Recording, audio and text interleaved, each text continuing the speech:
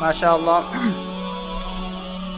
أساتذتي، إخوتي، أحبتي وضيوفي الكرام، في مدرستنا ودارنا هذه نتعلم اللغة العربية ونخطب ونتكلم في هذه اللغة العربية، خاصة في الحصص العربية في الصفوف وخارج الصفوف. لذا نريد أن ندعو طالب هذه المدرسة للخطبة في اللغة العربية. الآن أنا أنادي حافظ محمد مبين أن يتفضل ويخطب أمامنا. السلام عليكم ورحمة الله وبركاته. الحمد لله رافع الدرجات لمن انخفض لجلاله، وفاتح البركات لمن انتصب لشكر أفضاله، والصلاة والسلام على من مدت عليه الفصاحة رواقها وشدت به البلاغة نطاقها، وعلى آله الهادين وأصحابه الذين شادوا الدين وشرف وكرم. أما بعد، رئيس الحفل المبجل وأساتذة الكرام، اليوم ألقي أمامكم خطبة وجيزة حول الموضوع أحوال المسلمين في زمننا، بقول الله تعالى: ولا تهنوا ولا تحزنوا وأنتم الأعلون إن كنتم مؤمنين.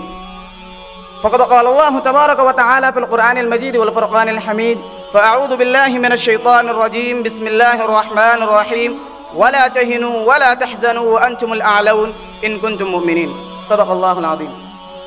أيها السادة الكرام، إننا إذا تفحصنا أحوال الزمان نرى أن المسلمين قد ضرسهم الزمان وطحنتهم الأيام وبطشت بهم أحوال الدنيا وأحاطت بهم الفتن من كل جانب، فهم يستقبلون كل يوم مصيبة جديدة ومشكلة حديثة، فينتقلون من اضطهاد إلى اضطهاد، ومن اضطراب إلى اضطراب، ومن شوك إلى قتاد.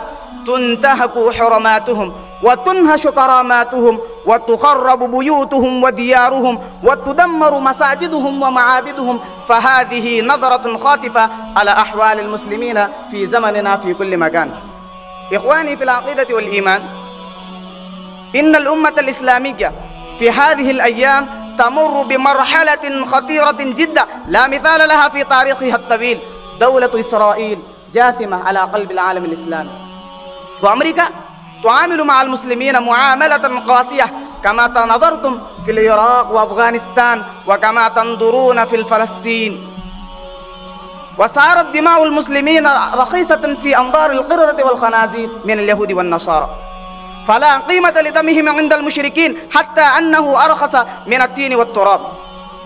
أحبتي في الله، حينما نرى المسلمين في هذه الحالة الحرجة الشاقة يرتسم على أذهاننا سؤال، ويختلج في قلوبنا استفهام: لماذا هؤلاء المسلمون في انحطاط وانهزام، مع أن الله سبحانه وتبارك وتعالى يبشرهم بالفوز والفلاح في كل مجال وبالغلبة والانتصار في كل ميدان، بقوله: ولا تهنوا ولا تحزنوا وأنتم الأعلون إن كنتم مؤمنين. إذا كان الأمر كذلك، فكيف لحق بهم هذا القلق والاضطراب؟ ولماذا طرأ عليهم هذا الانكسار والانهزام؟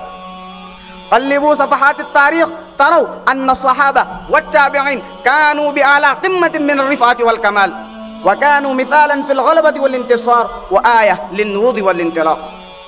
لماذا هذا البون الشاسع بين حياتنا وحياتهم؟ ولماذا هذا الفرق الهائل بين شأننا وشأنهم؟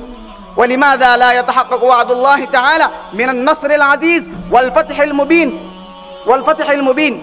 فالله هو الله، والقرآن هو القرآن، والدين هو الدين، فكيف تحولت لنا هذه الأوضاع؟ ولماذا تغيرت لنا الأرض والسماء؟ الجواب سهل ميسور، وهو موجود في نفس الآية الكريمة: ولا تهنوا ولا تحزنوا وأنتم الأعلون إن كنتم مؤمنين. نعم، أنتم الغالبون، أنتم الفائزون، ولكن متى؟ هناك شرط، ما هو؟ إن كنتم مؤمنين. أحبتي في الله، فالغلبة والانتصار والرفعة والعزة والنصر العزيز والفتح المبين كل ذلك مشروط بكمال الإيمان، وهو مفقود في حياتنا.